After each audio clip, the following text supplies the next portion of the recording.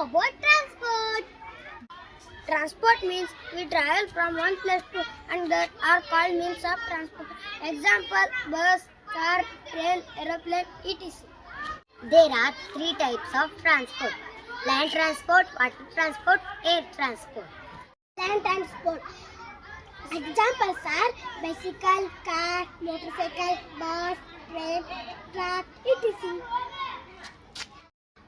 Water transport. Example are boat, ship, yacht, speedboat.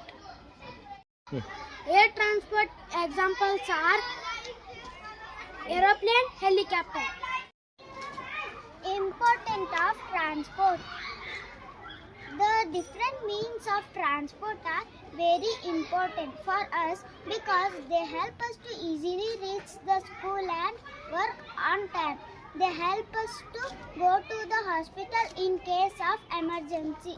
They help us to visit far off places whenever we like. They are used to transport goods from one place to another.